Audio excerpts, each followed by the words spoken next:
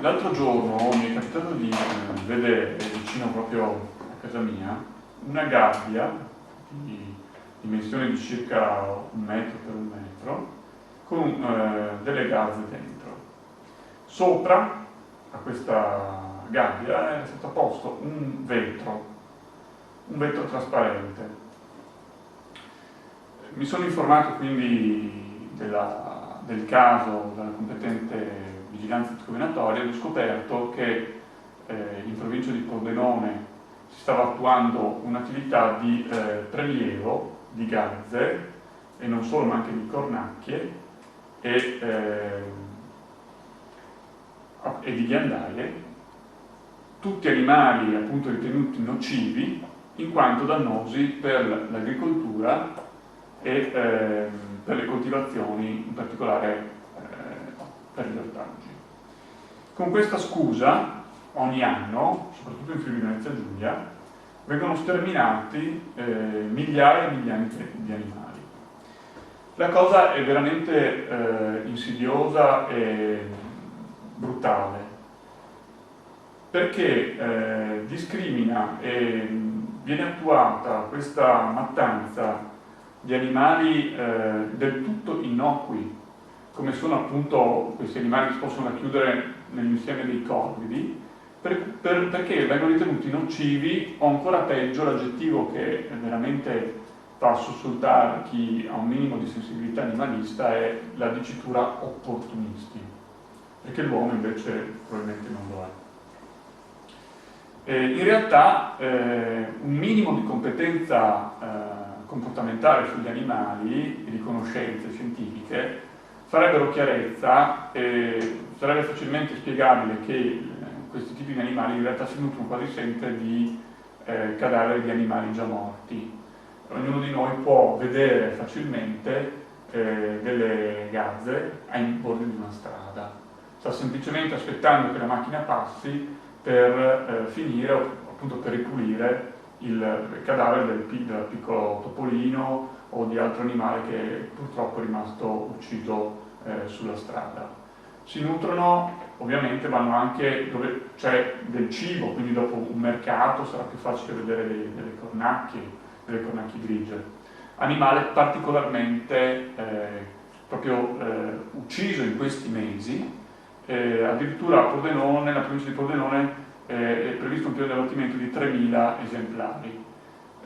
L'allottimento come avviene? Vengono disposte queste gabbie, ho detto appunto 1 metro per 1 metro, con ovviamente delle porte, all'interno viene messo un animale da richiamo, quindi già a suo tempo quindi privato della libertà. Se noi osserviamo un animale da richiamo è agghiacciante, l'animale si comporta come l'elefante tenuto nelle catene dei circhi, cioè vuol dire ha questo andamento ossessivo a destra e a sinistra. Questo ovviamente la totale lesione della sua sfera integrità psichica, perché essendo un animale ovviamente che si muove tantissimo e si è abituato a vivere in libertà, è stato costretto in cattività improvvisamente, quindi non è nato in cattività, ma è stato preso quindi in natura, ed ha queste forme ossessive. Ed è devastante vedere poi questo animale che viene utilizzato per uccidere i suoi simili. Ancora più agghiacciante proprio perché è applicato nei confronti di questi animali che sono corvidi, che sono particolarmente intelligenti, non che esistano animali stupidi per carità, però le loro capacità anche di adattamento hanno infastidito in modo particolare l'uomo, che probabilmente è tanto intelligente in certe circostanze non dimostra di esserlo. In realtà queste mattanze vengono giustificate dal fatto di produrre danni all'agricoltura.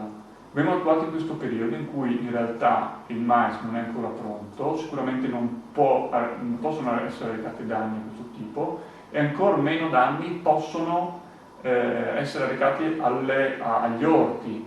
Queste gabbie dovrebbero essere disposte appunto vicino alle coltivazioni, quindi di agricoltura, quindi pensiamo alla soia, pensiamo al mais, al frumento, eccetera, oppure vicino agli orti.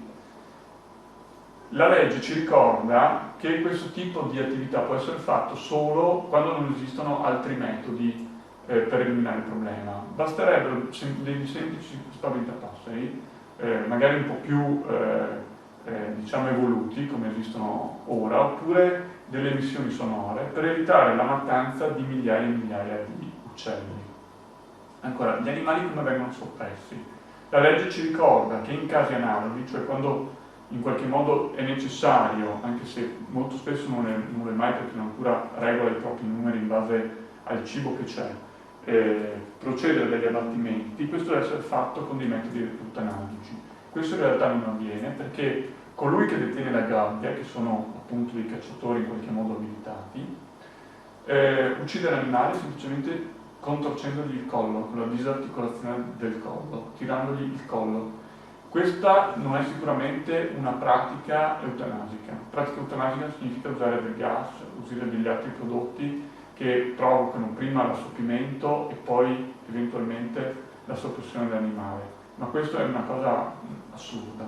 Questa barbarie avviene purtroppo non solo a Pordenone ma in tutta Italia ed ha oggetto questi animali ma anche i cinghiali che vengono uccisi anche quando la caccia è chiusa e una campagna di eradicazione si è prodotta in questi ultimi giorni anche alle nutrie, dei piccoli mammiferi selvatici. Le associazioni animaliste si battono da anni perché finiscano queste pratiche, ma purtroppo le battaglie in qualche modo si vincono, ma la guerra non si riesce ancora a vincerla. Speriamo che nel futuro anche l'impegno di tutte le associazioni possa portare queste pratiche assurde, antiscientifiche e del tutto inutili a sparire sulla faccia della nostra terra.